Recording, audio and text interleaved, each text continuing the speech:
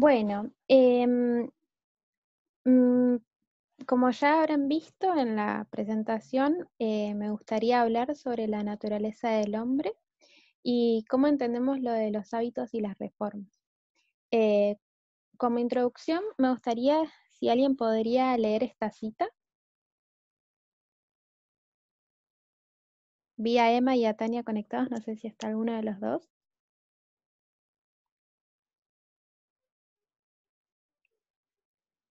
Si no, Graciela. Ok. La única seguridad consiste ahora en buscar como un tesoro escondido la verdad revelada en la palabra de Dios. Los temas del sábado, la naturaleza del hombre y el testimonio de Jesús son las grandes e importantes verdades que se han de comprender. Resultará como un ancla que sostendrá al pueblo de Dios en estos tiempos peligrosos. Pero la masa de la humanidad desprecia las verdades de la palabra de Dios y prefiere escuchar las fábulas. Y con todo engaño de iniquidad para los que se pierden, por cuanto no recibieron el amor de la verdad para ser salvos. Por esto, Dios les envía un poder engañoso para que crean la mentira. Según de Tesalonicenses 2, 10 y 11. Bien, gracias. Bueno, De nada. esta cita creo que es bastante conocida.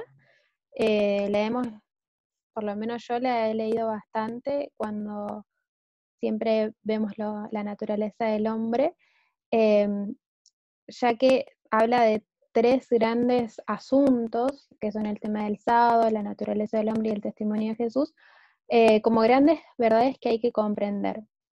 Y hay muchos estudios sobre la naturaleza del hombre, pero creo que aún así todavía hay que seguir como cavando, hay que seguir profundizando en este tema, ya que hay muchas cosas que todavía no entendemos y que tenemos que de alguna manera profundizarlas para ir entendiéndolas mejor. Y bueno, para poder profundizar me gustaría hacer un repaso primero de las cosas que ya sabemos o que ya hemos estudiado de la naturaleza del hombre. Si alguien quiere en algún momento hablar, o yo voy a hacer algunas preguntas, así que me gustaría como que sea un poco dinámico, para que podamos participar, porque la idea de mi estudio también es que entre todos podamos reflexionar sobre este tema que es de, digamos, de nosotros, de lo que nos ayuda a nosotros como personas, entendernos a nosotros y entender también a las otras personas que tenemos a nuestro alrededor, saber cómo estamos nosotros compuestos o cómo manejamos o cómo es que funcionamos. Bien, entonces decía, voy a hacer un repaso de las cosas capaz más generales que hemos ya estudiado sobre la naturaleza del hombre. ¿Hay alguien que se acuerde algo puntual o que sepa si alguien me tiene que decir qué es la naturaleza del hombre o qué entendemos? ¿Cómo está compuesta capaz? Si alguien quiere hablar, ahora es el momento.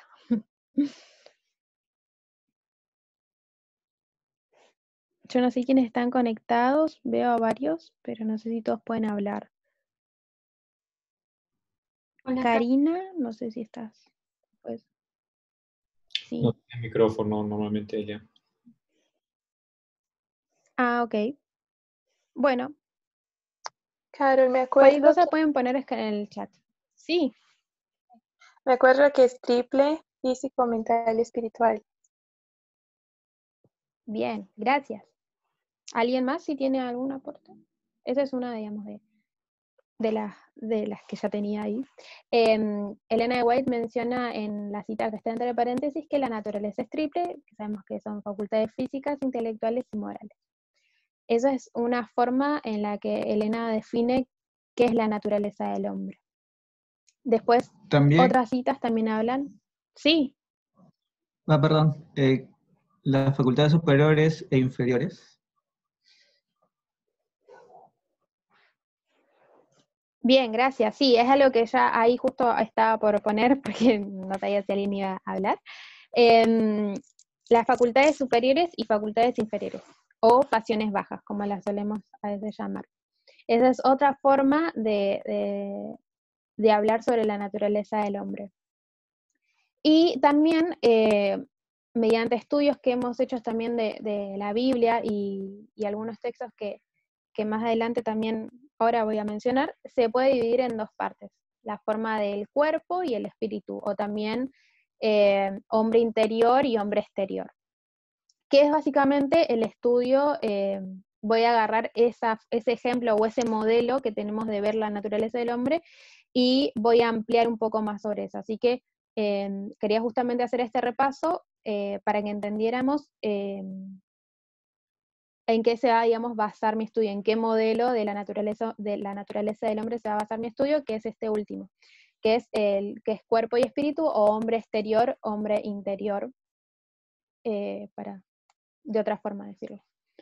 Bien, 1 Corintios 15 me va a hablar de una resurrección literal, que nosotros mayormente esa resurrección literal sabemos que la llamamos Gloria 2, que al ser una resurrección literal, sabemos que va a pasar, es algo a futuro, que sabemos que es en la segunda venida, por ende, nosotros sabemos que estamos hablando del cuerpo. Cuando en 1 Corintios 15 se habla de la resurrección, sabemos que está también haciendo referencia al cuerpo.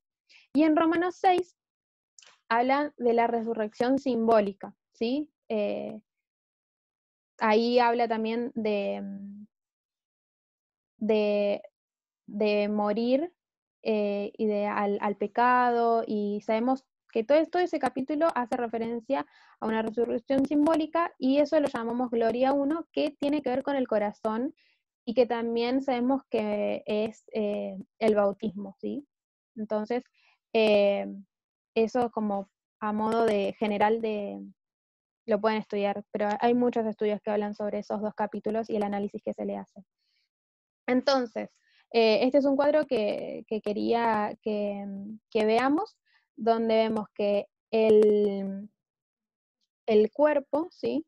Tenemos resurrección literal, la Gloria 2, que hace referencia al cuerpo, ¿sí? La parte externa nuestra, el cuerpo físico, la casa en la que vivimos. Hay una cita de Elena que habla así del cuerpo. Y después Romanos 6, que es la resurrección simbólica, que es la Gloria 1, que habla del corazón, que tiene que ver con el nuevo nacimiento, el bautismo. Bien. Entonces, específicamente, ¿a qué va a estar haciendo referencia, o a qué me refiero con la Gloria 1, con la Gloria de Dios, con la Gloria 2, perdón? Y qué es lo que me gustaría que ahora profundicemos un poquito más, cómo esto funciona, cómo es que el cuerpo y el corazón funciona.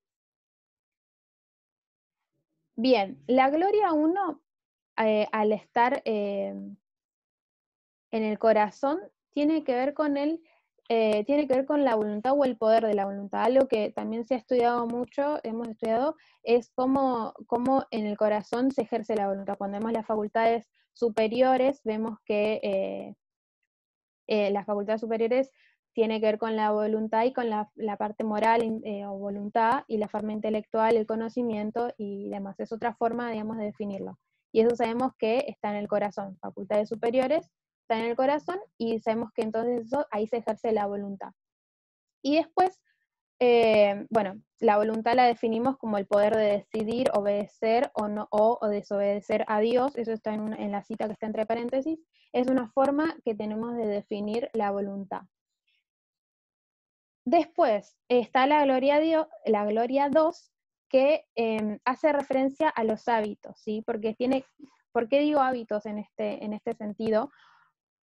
Porque son acciones que nosotros hacemos, es nuestro cuerpo, es lo que nosotros hacemos diariamente. El hábito es, ahora lo vamos a definir más adelante, pero es justamente eso. Lo que hacemos con nuestro cuerpo son las acciones, y eso tiene que ver con la Gloria 2. Bien. Hay una relación compleja entre ambas, que es lo que queremos tratar de descubrir y profundizar en este estudio. Y las dos tienen un proceso un mecanismo de retroalimentación. porque lo que hacemos con la gloria 1, perdón, con la gloria 2, tiene un efecto en la gloria 1.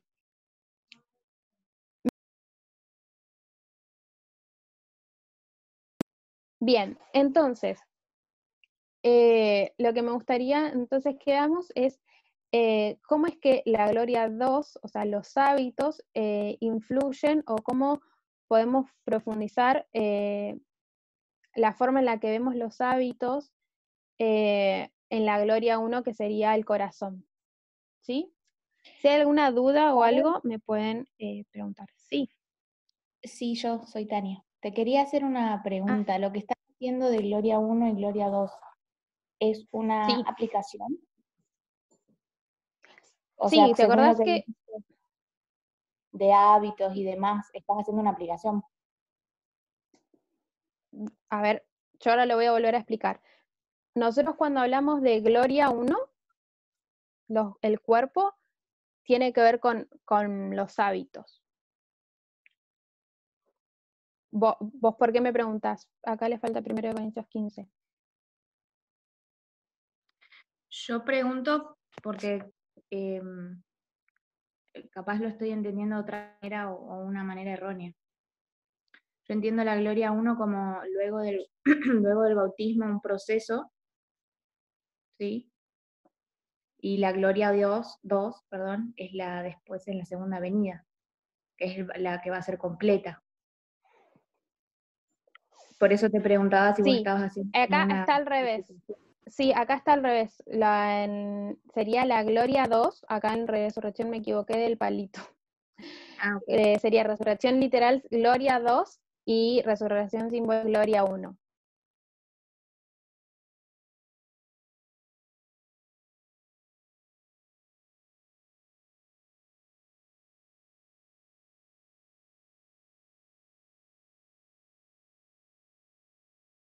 ¿Ves? Entonces, Sí, está sí. al revés. Creo que en uno lo cambié, en otro no. La primera vez que lo puse. Sí, está al revés. La gloria 1 habla del corazón y la gloria 2 habla del cuerpo, ¿sí? Me confundí de palito.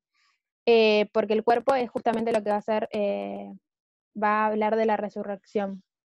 Y eso tiene que ver, cuando nosotros dividimos la naturaleza, tanto del cuerpo como del corazón, el cuerpo va a hablarme de hábitos, que ahora le vamos a profundizar y vamos a entender por qué decimos que es hábitos, y el corazón me va a hablar de la voluntad.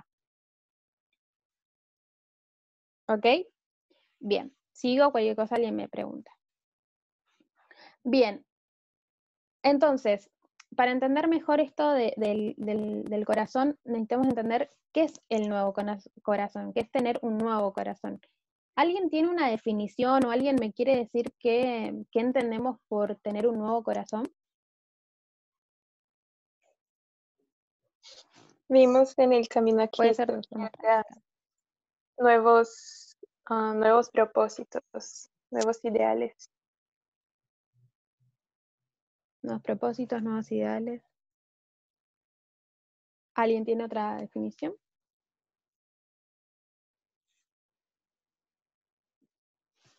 Es cuando entregamos nuestro viejo corazón, el corazón de pecado, a Cristo, y lo dejamos que Él actúe transformándonos cada vez más a su imagen, y eso nos va dando un nuevo corazón. Bien, gracias.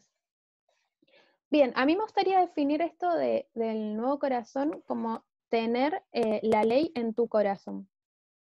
Cuando nosotros entendemos que está muy bien lo que dijeron, me gustó mucho, es básicamente eso, es como nosotros tenemos una nueva verdad o la verdad en nuestro corazón, y al comparar y contrastar nuestras acciones con esa ley que está en nuestro corazón, podemos ver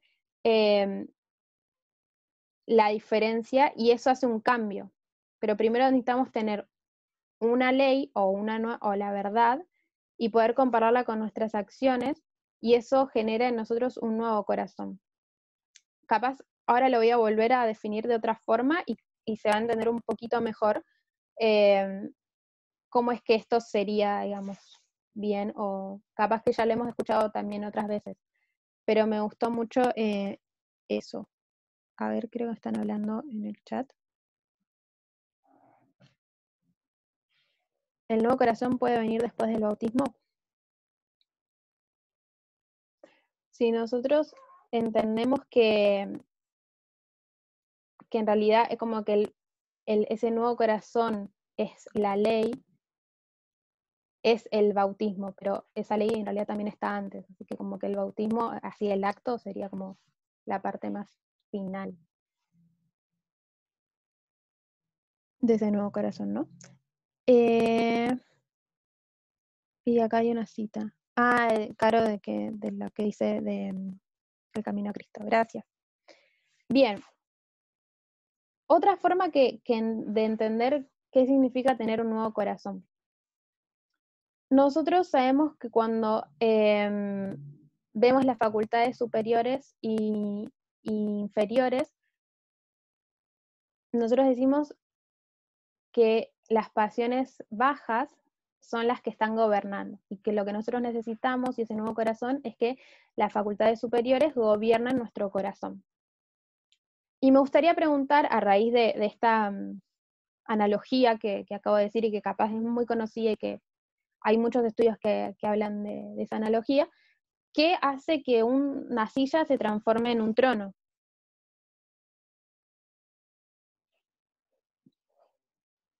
¿Qué es lo que hace que... Cuando se sienta un rey, Bien. ¿Y cómo podemos identificar a un rey? Me falta una. Emma, creo que hablaste vos. estoy pensando, ¿una corona? Bien, exacto, porque tiene una corona. Es el Entonces, que gobierna. ¿cómo? Exacto. Es el que gobierna. Exacto. ¿Y quién? O sea, si es una silla y es un rey, ¿cómo sería ese gobierno? Hay varias formas de gobierno: monarquía, democracia. Una monarquía. ¿Cómo sería? Exacto. Y o capaz Una pirámide. otra forma. ¿Cómo? No, Sí, digo dijiste piramidal. monarquía. Claro, o sea, Y el nosotros resto tenemos una silla y tenemos un trono. En el trono solamente, o en una silla que se transforma en trono, solamente se puede sentar una persona. Por ende, el que vos querés gobierna decir es que uno solo. solamente hay uno solo. Ajá. Uno solo sentado. Entonces, ¿quién se sienta en ese trono?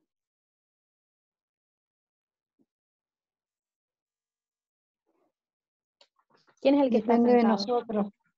Depende de nosotros. Claro, y nosotros tenemos, o sea, en el nuevo corazón, ¿quién debería estar sentado? Cristo. Cristo. Exacto, Cristo. Si nosotros vemos que el único que gobierna es Cristo, nosotros podemos ver de una manera, a manera de comparar, que lo que Cristo hace, o sea, que al Cristo estar sentado en ese trono, eso lo transforma en un dictador, porque Jesús es el único que está en ese trono. Me gustó esa forma de definirlo, que lo vi en el estudio, no es algo que yo haya dicho, por las dudas, pero me gustó como esa forma de definirlo, que al tener un solo gobierno y al ser una sola persona quien gobierna, y sabemos que Jesús es el que tiene que estar sentado en nuestro corazón, en nuestro trono, para tener un nuevo corazón, eso lo transforma en cierto sentido, o no en cierto sentido, pero lo transforma en un dictador, porque no comparte con nadie ese trono. Discrepo totalmente. Jesús nunca va a ser un dictador, porque para sentarse él en el trono, él no se sienta a la fuerza, él espera que nosotros le demos el gobierno. Si no, él no se sienta. Nunca va a ser Exacto, un dictador. pero lo mismo pasa, Nunca va a ser un dictador. igual si nos podemos analizar, si nosotros nos podemos analizar, igual es una perspectiva y algo que me gustó, porque un dictador es que alguien que no comparte el trono con nadie, es una sola persona sentada. Y a la vez ese dictador es elegido, o sea, mayormente No. las personas que fueron No. dictadores fueron, se impusieron o, no, perdón, A la no fuerza. siempre se impusieron, fueron elegidas. El dictador en general es Pero a el la tipo fuerza. de gobierno que nosotros tenemos, el tipo de gobierno que tenemos puede ser, al no compartirlo lo podemos, aún así, esa es una forma, una perspectiva, igual que una monarquía, ¿sí? Tal vez Porque no se comparte, perdón, no hay nadie compartiendo el trono. Carol no lo está viendo desde una forma moral. es, Digo, para que no Exacto. empiecen a rasgar sus vestiduras y solamente veamos qué es lo que ella nos quiere compartir. Solamente está dando una perspectiva en comparación y contraste. Si nosotros de un lado tenemos esclavitud, del otro lado vamos a tener esclavitud también. Entonces es como que solamente que nosotros tenemos en nuestra mente que es algo malo, malo, y no nos podemos sacar eso de la cabeza, pero solamente es una perspectiva lo que Carol está haciendo. gracias, Emanuel. Exactamente, yo pienso que ella está planteándonos una parábola. Y como dijo Emanuel, muchas veces nosotros asociamos un dictador como algo necesariamente malo y lo asociamos con la tiranía. Y no es necesariamente un dictador algo malo. Tenemos que tomar esto como una parábola. Exacto, gracias. Voy a aclarar mejor igual porque voy a hacer otras afirmaciones que capaz también van a ser un poco controversiales, pero quiero que se entiendan que cuando nosotros vemos parábolas, las palabras tienen a veces una perspectiva diferente y es lo que nosotros necesitamos entender. Es un ejercicio que necesitamos nosotros aprender a hacerlo, ver las palabras y ver las perspectivas que esa palabra me quiere decir, como decía Solange. Gracias. Bien, entonces, ya definimos un poco qué es tener un nuevo corazón. Es una ley en nuestro corazón y que nosotros al verla las comparamos con nuestras acciones, ¿sí? Bien, entonces, me gustaría definir ahora qué son los hábitos. Si alguien me puede dar una definición así con sus propias palabras de qué piensa que son los hábitos. Creo que todos sabemos, pero solamente para saber. De una forma práctica, ¿qué sería un hábito? Acciones. Lo pueden escribir en el chat, los que no puedan. ¿Cómo? Caminos, dije yo. Caminos. Son esos caminos Una que acción. transitamos una y otra vez. Rutinas. Rutinas, bien. Caro, no sé qué dijiste. Una acción que se repite. Una acción que se repite. Costumbre. ¿Alguien más quería hablar? Costumbres, bien. Gracias. Una huella Sí, en Edu. el cerebro.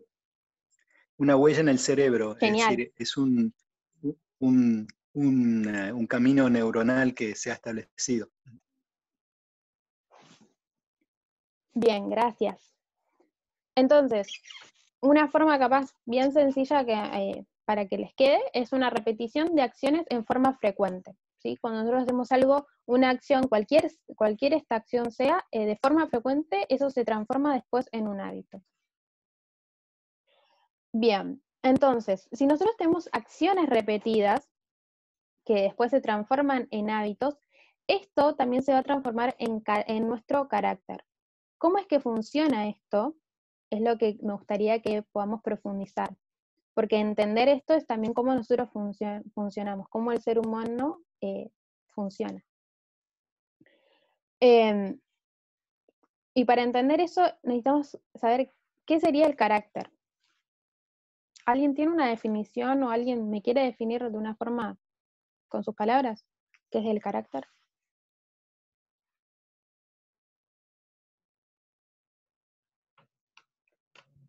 ¿Qué La piensan que es el esencia carácter? de una persona. La esencia de una persona.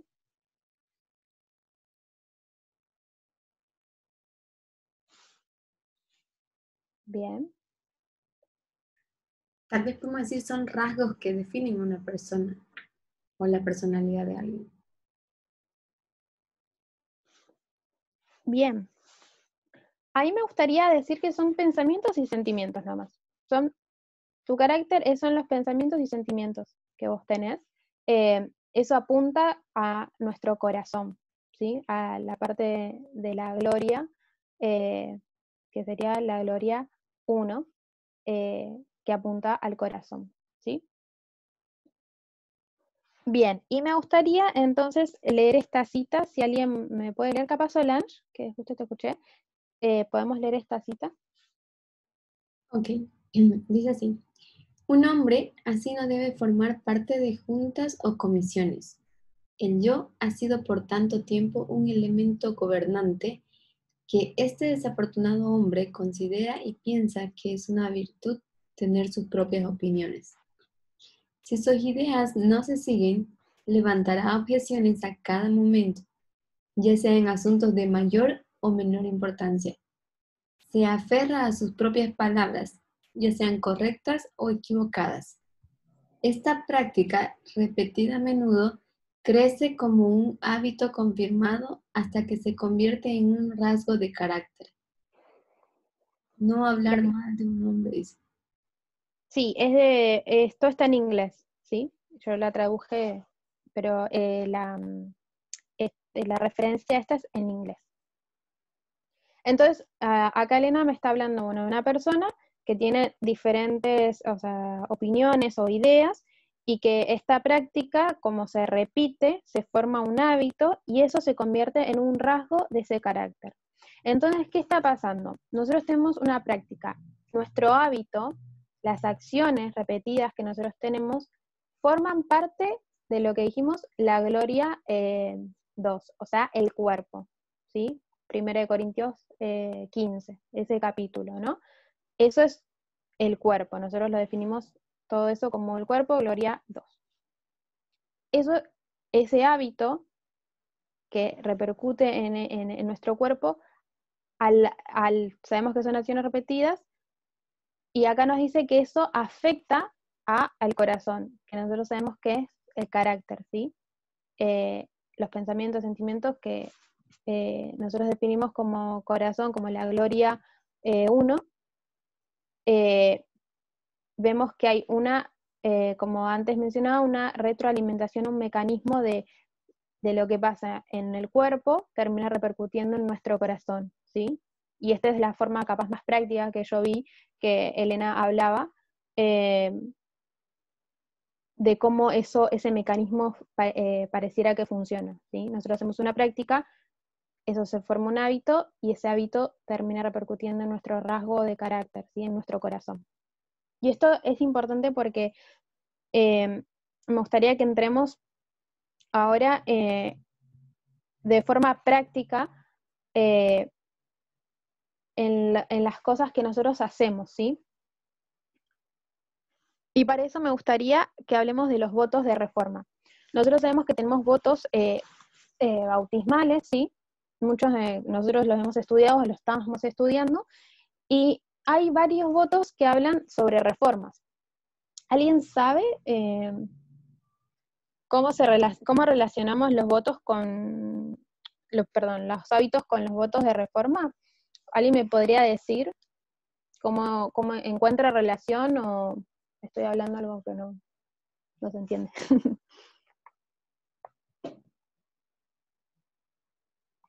¿Cómo están expresados en los votos o qué relación tiene el hábito con los votos en general? Creo que la pregunta... Estamos hablando, ¿alguien sabe cuáles son? Sí, capaz repito la pregunta. Los votos de reforma, nosotros tenemos varios votos, pero hay votos específicos que son votos de reforma que tienen que ver con, ahora los voy a definir igual, con lo que comemos, con lo que vestimos, con el tiempo de recreación que nosotros tenemos, en dónde vamos a vivir. Esos son votos que tienen que ver con la reforma. ¿Cómo relacionamos, o si encuentran algún tipo de relación entre hábitos y esos votos específicos? ¿Algo en Creo común? que sos Mica, ¿no? ¿La práctica tal vez? Sí, ¿cómo creen que eso se relaciona? En la práctica, sí, ¿cómo ustedes relacionan eso? ¿Como el ejercicio de ellos? Exacto. Los hábitos son es la forma de ejercer, digamos, eh, esos votos de reforma o no, seguirlos o no, digamos. Esa es como, yo encuentro ese tipo de relación. Nosotros tenemos hábitos y esos votos apuntan a esos hábitos que nosotros tenemos. Apuntan al hábito de que tenemos de comer, al hábito que tenemos de vestirnos, al hábito que tenemos de, del tiempo que usamos de recreación y dónde queremos vivir o dónde vamos a vivir. Son votos que apuntan a los hábitos que nosotros tenemos, a la parte más externa. ¿Se acuerdan que nosotros dijimos como que eso era una parte externa, el hombre externo, digamos, y el hombre interno? Tal ¿Alguien vez habló? también podemos ver la relación de que los votos nos muestran los hábitos que necesitamos cambiar en nosotros. También, me gusta eso, sí, tal cual. Bien, ¿cuáles son los votos de reforma? Los puse acá por si alguien no sabía. El voto 17 es el que habla de comer, el voto 18 es el que habla de vestir, el tiempo de recreación es el voto de 19 y dónde vivir el voto 20. Es una forma de que tuve de definirlos por así cortamente, ¿no? El voto es mucho más largo, pero es simplemente por si alguien no sabía a qué me estaba haciendo referencia con votos de reforma. Son los que tienen que ver con estas 4 cosas. No sé si hay, capaz, yo creería que no, que son esos 4. No sé si a alguien se le ocurre otro voto, pero creo que yo entiendo esos 4 como la parte más externa, digamos. Bien, ¿se entendió hasta acá, digamos, mi relación de los hábitos o cómo vemos los hábitos y los votos de reforma? ¿Quién me puede confirmar? Sí, muy claro. O si alguien no entendió también puede preguntar. Ok. Bien. Entonces, ¿cómo entendemos estos votos de reforma, no? ¿Les entendemos como ley o como un buen consejo? Para eso me gustaría que veamos cuál es la diferencia entre una ley y un buen consejo. Si alguien me pudiese decir capaz una diferencia que se le ocurre. Que la ley conlleva consecuencias, mientras que el consejo no. Ok. Yo creo que el consejo ¿Alguien tiene también algún trae... otro? Sí, La perdón. ley es obligatoria y el consejo no. Claro. Yo creo que el consejo sí trae consecuencias si no lo aplico, pero la diferencia es que el consejo va a depender de la persona, del contexto cultural, de un montón de factores, mientras que la ley es inmutable, es una sola. Bien. Coincido. Genial. Bien, me gustó eso. Yo también estoy de acuerdo con Mica que para mí las dos tienen algún tipo de consecuencia, sea buena o mala, seguir el buen consejo, seguirlo o no, tiene algún tipo de consecuencias y la ley obviamente tiene una consecuencia. Para mí, la diferencia capaz que encuentro con la ley y el buen consejo es que la ley tiene un juicio o un castigo, por ende tiene un juez. Hay un juez que dice una ley y que te da la ley y te da, digamos, el castigo o te da el juicio, ¿no? Entonces yo creo que eso es algo capaz más que veo puntualmente de esta diferencia entre la ley y un buen consejo. Bien. ¿Estás apuntando a la legalidad? ¿A la legalidad de que de la ley o del buen consejo? De la ley. Porque la ley tiene ese A la aspecto. ley. ¿Legalidad, me estás diciendo? ¿Que la ley tiene legalidad? Perdón, no escuché bien. Sí, digamos, es una característica de la ley que está regida en una legalidad, mientras que el consejo no. Exacto. Ok. Sí.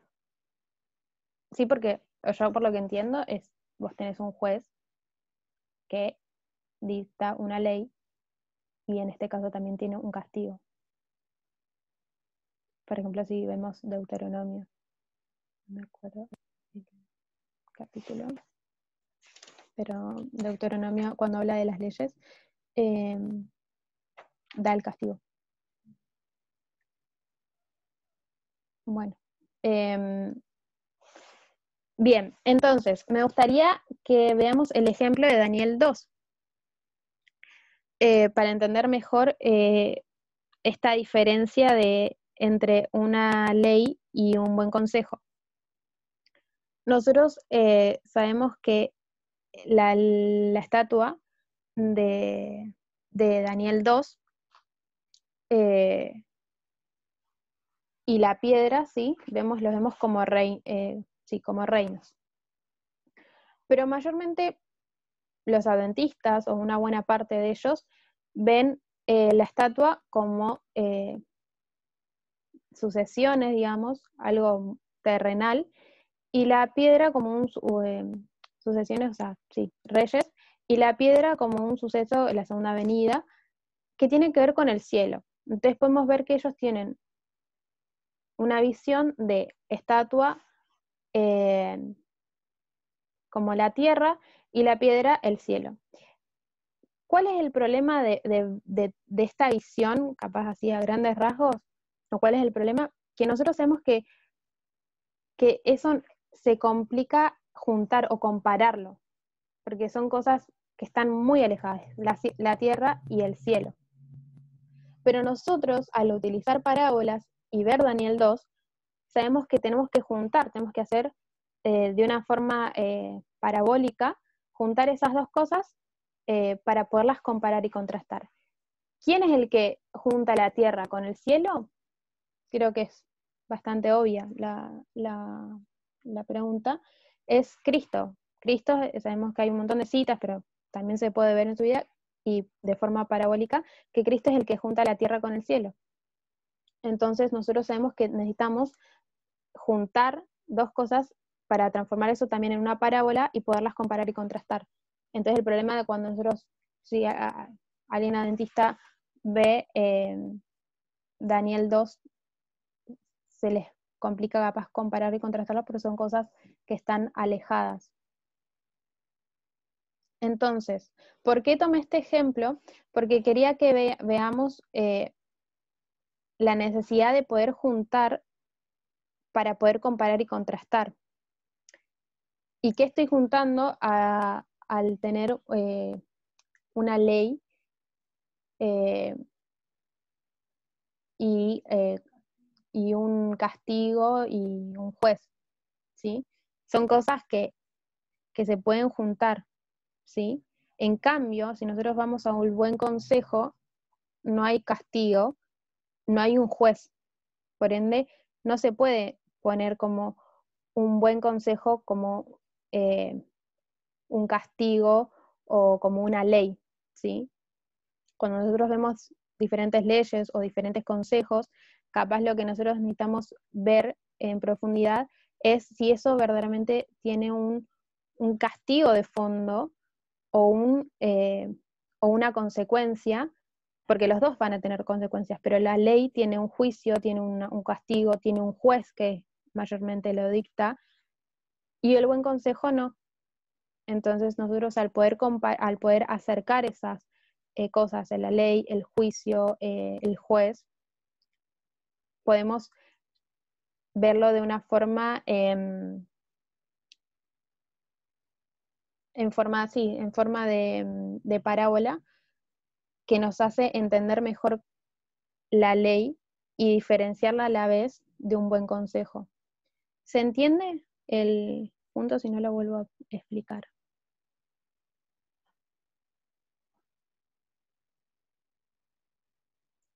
¿Se entendió capaz esa diferencia de la ley y el buen consejo? Tal vez puedes hacer una síntesis.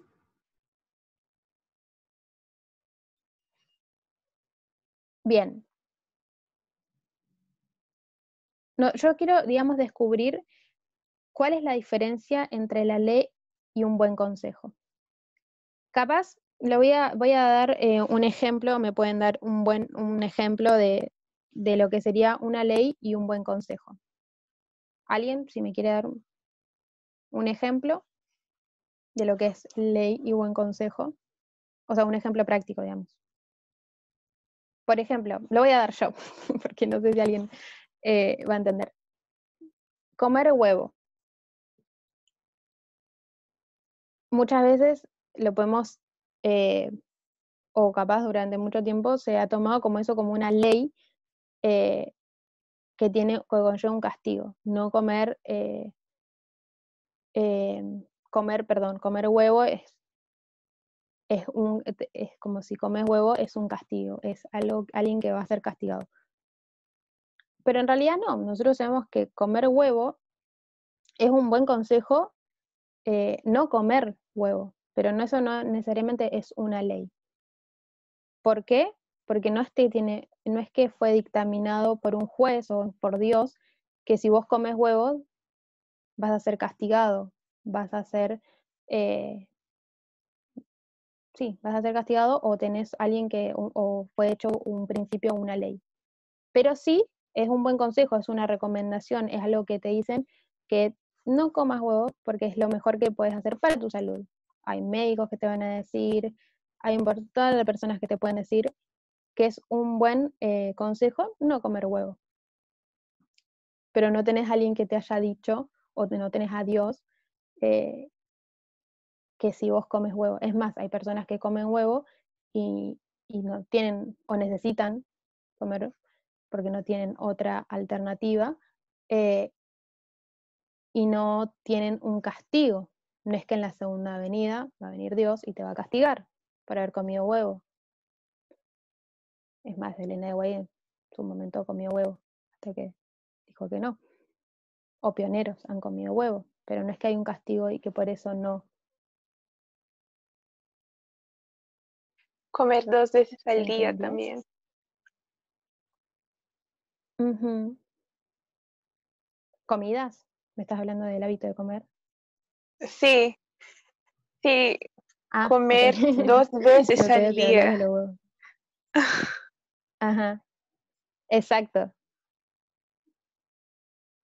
Claro, el régimen alimenticio, o sea, cuáles son los horarios, pero eso no lo podemos hacer una ley, que si vos no comes a tal horario vas a tener un castigo o vas a tener... Sí podemos ver que hay consecuencias, porque es un buen consejo, porque tiene ciertas consecuencias. Si vos no lo seguís, va a deteriorar tu salud, te puede traer otros problemas.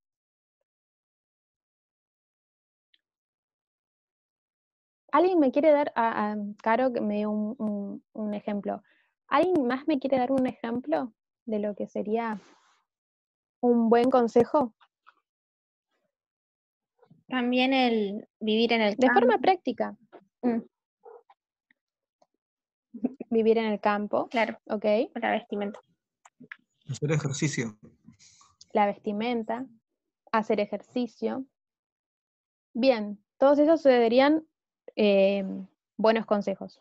Esa entraría en esa categoría. ¿Y alguien me quiere dar un ejemplo de ley? Guardar el sábado. Bien. No comer carnes inmundas. ¿Esto sería ley o buen consejo? O por ejemplo, Muy buena pregunta. no Caro. comer carne sería una ley o un buen consejo. No comer carne. Sería ley o buen consejo. Sí, y no comer ¿Qué pensás carnes vos, Caro? inmundas sería ley o buen consejo. Ok. ¿Alguien va a hablar?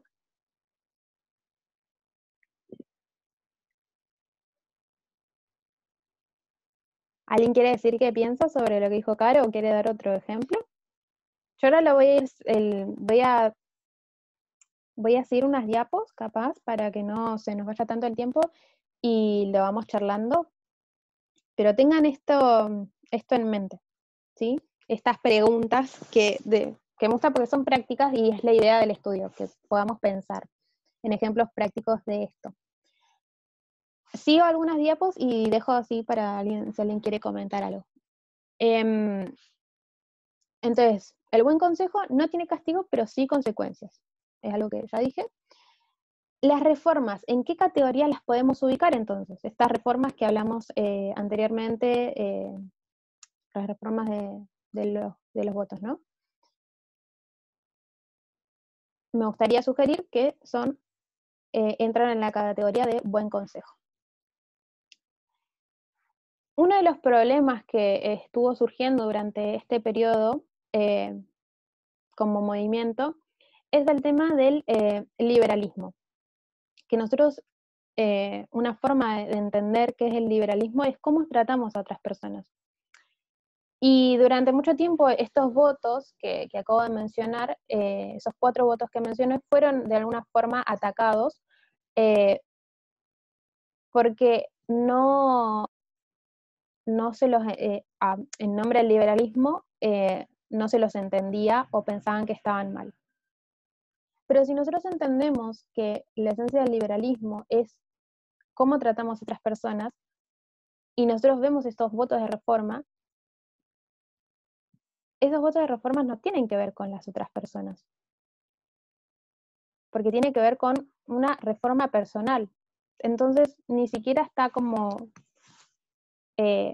asociado al liberalismo, porque no tiene que ver con las otras personas, tiene que ver con nosotros mismos, sobre quienes tratan. Y entonces tenemos esta forma de ver los votos de reforma, de una forma moral, pensar en que esos votos están mal, o atacarlos o decir que esos no son válidos, es porque tenemos un egoísmo capaz moral, porque no queremos cambiar. Pero hay otro tipo de egoísmo que no está mal, que me gustaría sugerir que no sería el moral, el que conocemos, que para mí ese egoísmo está bien, que es el hecho de pensar o estudiar sobre nosotros mismos. Porque justamente esos votos apuntan a que nosotros estudiemos y hagamos reformas personales. Apuntan directamente a nosotros mismos, no apuntan sobre las otras personas.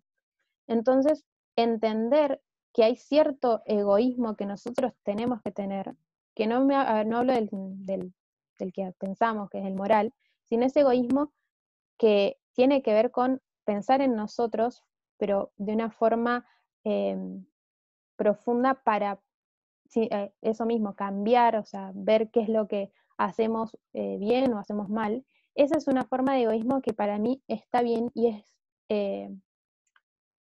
el tema de pensarlos, y el problema que trajo es que nosotros quisimos, en nombre del liberalismo, cambiar o atacar, y en realidad lo hicimos por un egoísmo que no es el que estaba bueno, sino es un egoísmo que tiene que también que ver con no querer dejar de hacer cosas, o simplemente por vanidad. Que más adelante capaz puedo llegar a profundizar sobre eso si me da el tiempo. Bien, entonces me gustaría decir, sí, ¿alguien iba a hablar? Sí, antes de que Escucho que puedas avanzar, ¿será que tú puedes dar un ejemplo del egoísmo no moral? Práctico, un ejemplo así. sí. Egoísmo no moral.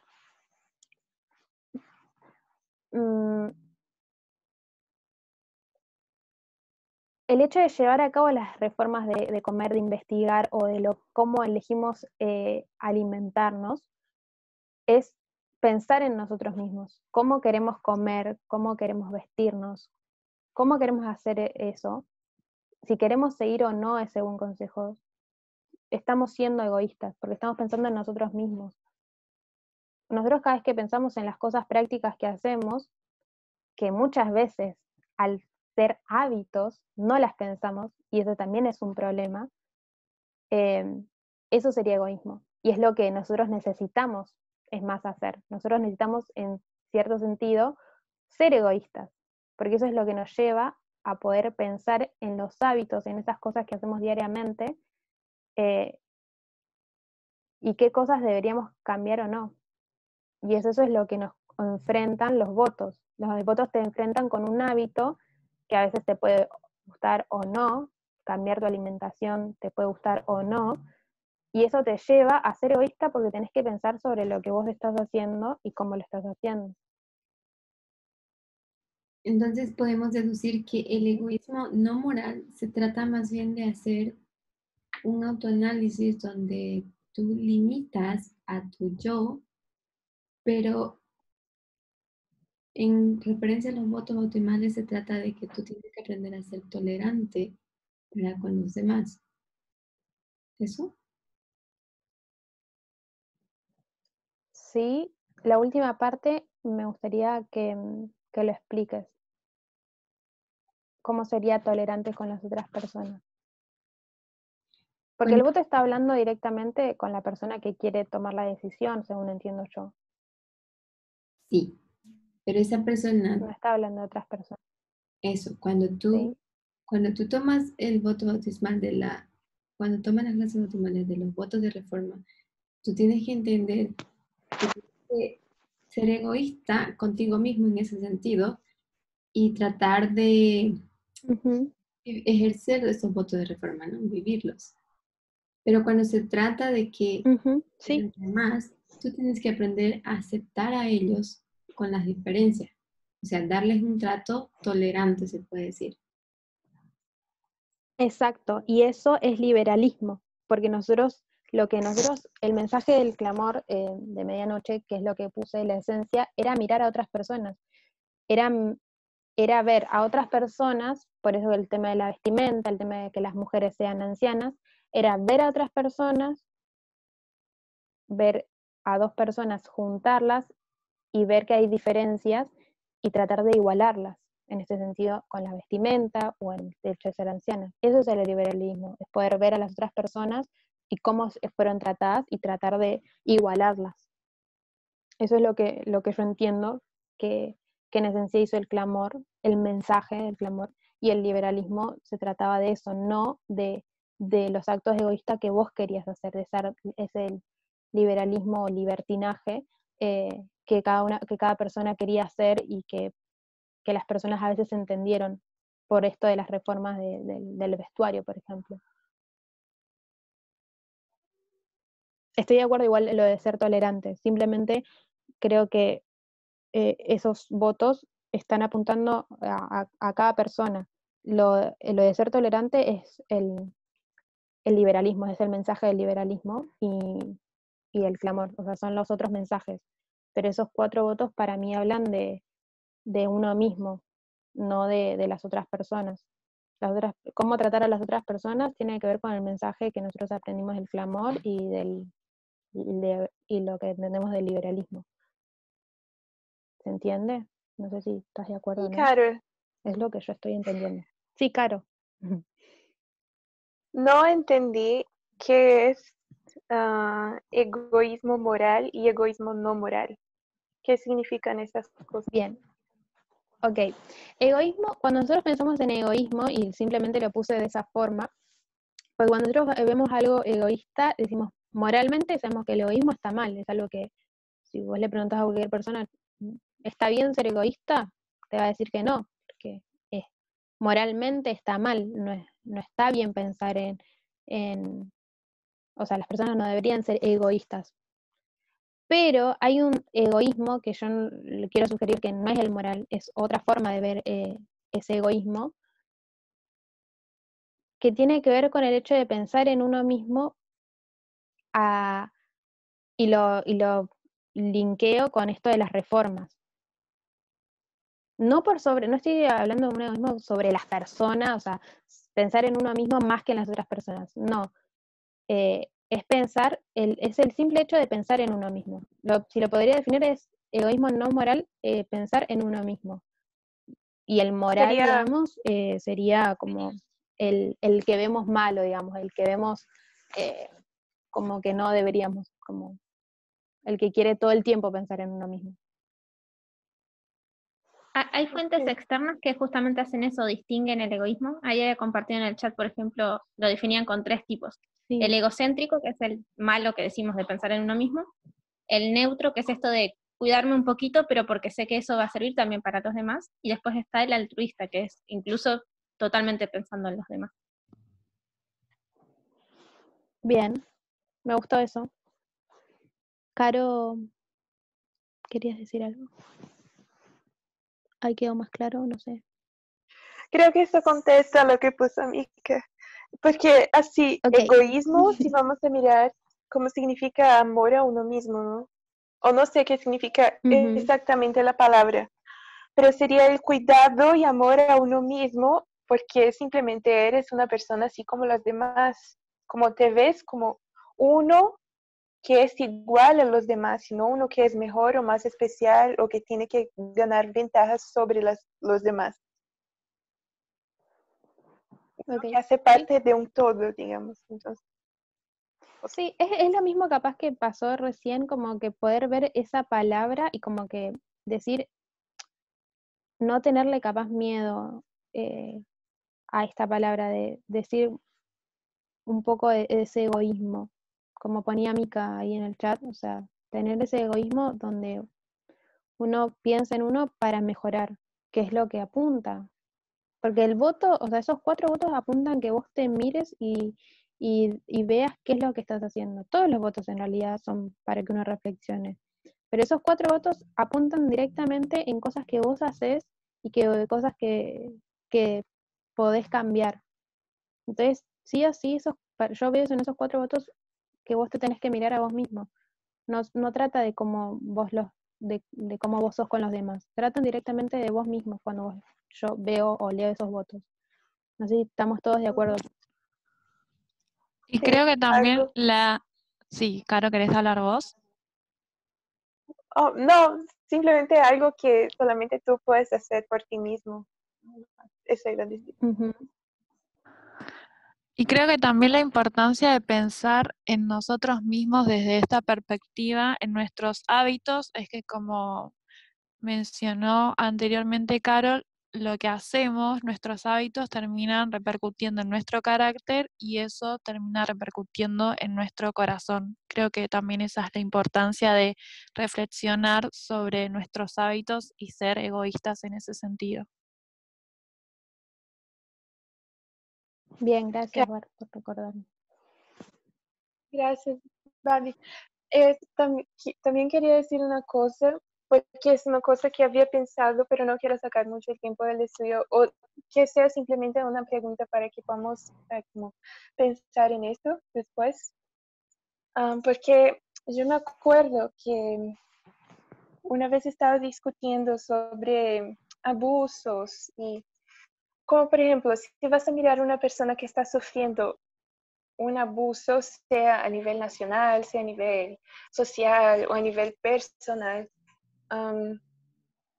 de alguna manera esa persona solamente podrá salir de ese abuso si ella se da cuenta de la posición que está teniendo y tiene que hacer mostrar su voz de alguna manera. Entonces, ese sería un tipo de egoísmo, por ejemplo, porque yo me acuerdo que, bueno, estaba hablando con un profesional y yo le dije, eso me suena un poco orgulloso.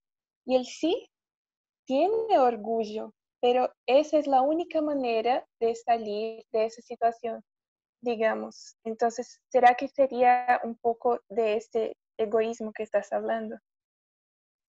Sí, yo creo que sí, el hecho de la persona que quiere salir de ese abuso tiene que eh,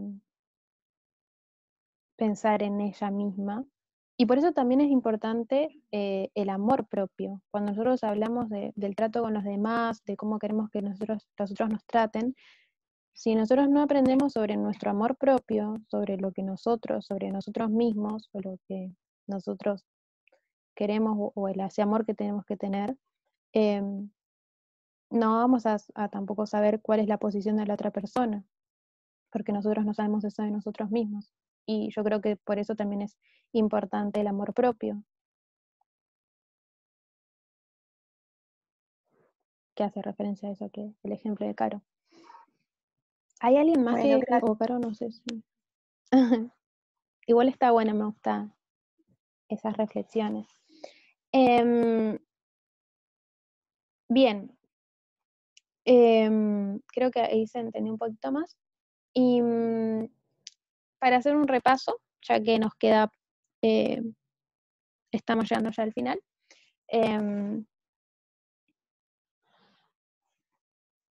vimos entonces que la gloria 1 tiene que ver con el tema de la voluntad, la gloria 2 tiene que ver con los hábitos, y estas se retroalimentan, tienen un mecanismo de retroalimentación, ¿sí? Este nuevo corazón es Jesús sentado en el trono, ¿sí? De nuestro corazón. Eso sería como una definición de nuevo corazón. Y las acciones repetidas llevan a nuestro carácter, ¿sí? Porque sabemos que esas acciones se transforman en hábitos, y esos hábitos apuntan a nuestro corazón, apuntan a nuestro carácter, terminan siendo un rasgo de nuestro carácter. Y que esas reformas que nosotros vemos en los votos son buenos consejos. Entonces, como conclusión, me gustaría decir que el resultado de los votos de reforma afecta a nuestro corazón, ¿sí? No, el hecho de cómo nosotros tomemos los votos, que sabemos que son buenos consejos, termina afectando a nuestro corazón, a nuestro carácter. Y esto es muy profundo y muy importante que nosotros lo pensemos, lo reflexionemos a la hora de pensar en las cosas que nosotros hacemos habitualmente, ya sea comer, ya sea vestirnos, ya sea el tiempo de recreación que tenemos, porque todas las cosas que nosotros constantemente hacemos, esas acciones que repetimos, van a terminar afectando en nuestro carácter, en nuestro corazón. La única persona que puede saber si somos vanidosos, ¿sí?, al querer o no seguir este consejo, este buen consejo o este voto de reforma, somos nosotros. Esto es importante que resaltemos, o me gustaría resaltar, porque a veces vamos a las otras personas o a líderes y les decimos, esto está bien o está mal, y queremos que esa persona genere un juicio, que en realidad nosotros no le podemos pedir eso, porque sabemos que un buen consejo no está relacionado con un juicio. Por ende, esa persona no podría actuar como un juez. Entonces, el hecho de preguntarnos si eso está bien o está mal, en realidad es algo que nosotros tenemos que hacer a través de nuestro propio juicio, a través de lo que nosotros pensamos, porque necesitamos como dice ahí, confrontarnos con lo que esa nueva información. Recibimos un buen consejo. Ahora estamos hablando de los votos de reforma, pero hay un montón de buenos consejos que recibimos diariamente de fuentes externas o de nuestros mismos líderes, y que nosotros tenemos que confrontarnos. Y el hecho de ser vanidosos, de pensar en nosotros de una forma de por qué no quisiera seguir ese buen consejo, a veces termina derivándonos en que somos vanidosos, en que no queremos cambiar o queremos mostrar, queremos tener esa vanidad. Y es algo que deberíamos como reflexionar cada uno personalmente. Es algo que yo también me gusta como decírmelo a mí, porque es constante, es chocarnos con ese buen consejo y también saberlo aplicar, es verlo en nuestra vida diaria y confrontarnos si estamos o no siguiendo ese buen consejo con nuestras acciones, con lo que hacemos habitualmente. Me gustaría decir que todo lo que hacemos tiene consecuencias. El seguirlo o no a ese buen consejo, a lo que se nos dice o a lo que nosotros sabemos, todo tiene consecuencias, y la diferencia son los niveles de daño, ¿sí? Hay cosas que dañan mucho más y hay cosas que no. este estudio que yo estoy dando, algunas cosas que di, los saqué o los vi de un video de Parminder de África, creo que eso lo habían puesto ahí en el grupito, y me gustó una parte en donde Parminder habla sobre estaba hablando de comer huevo, si no me equivoco, y él menciona algo que me pareció como muy importante, es el hecho de que la persona capaz no está imposibilitada de no comer huevo, ¿no? O sea, tiene que comer sí o sí huevo, y capaz que no lo hace por rebeldía, capaz que no lo hace porque no quiere dejar de comer huevo. Y él dice como, podés comer huevo, pero eso no quiere decir que no tengas consecuencias, porque sigue teniendo consecuencias en tu salud, pero no afecta a tu conciencia. El hecho de que vos no sigas un buen consejo o quieras hacerlo por rebeldía, o sea, no seguir ese consejo, afecta a tu conciencia y eso afecta aún más. Tiene otro nivel de daño que capaz el simple hecho de estoy imposibilitado de comer huevo o vivir en tal lugar y no lo estás haciendo por rebeldía o por vanidad, tiene cierto daño, pero es diferente si nosotros lo estamos haciendo por rebeldía, y para mí eso es como algo también profundizar de cuando nosotros hacemos cosas por rebeldía y cuando estamos imposibilitados para hacerlo, que las dos tienen consecuencias, pero los niveles de daño son diferentes. Y es algo que creo que hay que rescatar y entender, tanto para nosotros también como para las otras personas. Y me gustaría decir que no seguir un buen consejo puede dañar más que no seguir una ley. Porque en las leyes vos sabés el castigo, pero en el buen consejo no. Y para mí eso es lo más peligroso. Al no tener como un castigo puntual y no sabemos el tipo de consecuencias que puede tener a largo plazo, por ejemplo, el hecho de comer, como que a veces no somos conscientes de eso, lo hace mucho más peligroso que una ley que sabemos que ya está establecida y que ya sabemos el castigo, que ya sabemos cuál va a ser, digamos, la recompensa o de no cumplirla o de cumplirla. Y me pareció como importante también eso, para reflexionar y estar más alerta a las cosas que hacemos y a los consejos o no que seguimos. Creo que eso es todo. No sé si alguien tiene una pregunta o un comentario que quisiera hacer. Sí, un pequeño comentario. Tal vez Sí. para los que no recuerdan o no están conscientes, es que la hermana Tess habló ampliamente sobre el tema de qué es un buen consejo en el campamento de Canadá, que fue hace unos meses atrás, ¿no es cierto? Y me imagino que por tiempo tú ya no puedes entrar, digamos, en lo que significa un buen consejo para nosotros. Pero un buen consejo comúnmente tomamos como algo que ya pues depende de vos, digamos, no es tan, ¿no? No es tan grave, digamos, ¿no? Y creo que le trata de demostrar que un buen consejo es en realidad a ese nivel, un buen consejo que está en los votos, ese nivel tiene mucho peso, ¿no? Y bueno, ahí hay más información. Bien, sí, me gusta. Yo también pensaba en la forma en la que te explicó lo del buen consejo.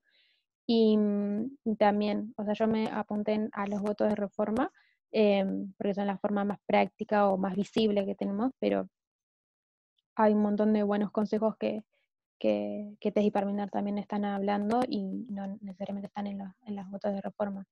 Que me parece también importante reflexionar sobre esos y obviamente los votos creo que tienen mucho más peso por lo que significa, ¿no? O sea, lo que estamos, lo que significa tomar, por ejemplo, los votos bautismales.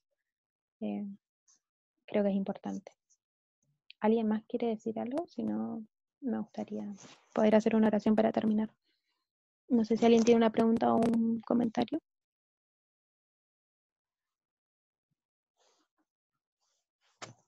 Bien, voy a orar entonces. Oremos. Padre que estás en los cielos, te doy muchísimas gracias porque nos pudimos reunir a estudiar de forma virtual con diferentes personas. Gracias porque podemos ver que tú nos dejas leyes y también nos dejas buenos consejos, que Señor nos dejas poder estudiar, poder elegir, poder ver, Señor, qué es lo que tú quieres para nosotros. Y también nos das esa libertad de poder elegir. Ayúdanos a ser sabios, a poder elegir correctamente, al Señor profundizar y entender que todo lo que hacemos, nuestros hábitos, nuestras acciones diarias, tienen algún tipo de consecuencia. Y sabemos que tú quieres que nosotros seamos felices, que nosotros estemos bien, y por eso nos dejas tantos buenos consejos. Y Señor, que podamos poder profundizar o poder ser conscientes de esos consejos para poder en nuestra vida diaria llevarlos a cabo, poder tenerlos en cuenta para ser felices, que es lo que tú más quieres para nosotros. Señor, ayúdanos a ser conscientes de esto y también a ser conscientes de cómo nosotros funcionamos y que tú nos has hecho de esa forma para que nosotros aprendamos, y también ayúdanos no solamente a ver cómo nosotros funcionamos, sino cómo las otras personas funcionan, y ser empáticos, ser tolerantes con aquellas personas. Mi Dios, ahora te ruego que nos acompañes en lo que queda de este día, que puedas acompañar a cada hermano que está escuchando, donde quiera que se encuentre. Te lo ruego y te lo pido por los méritos de Jesús. Amén. Gracias, Carito.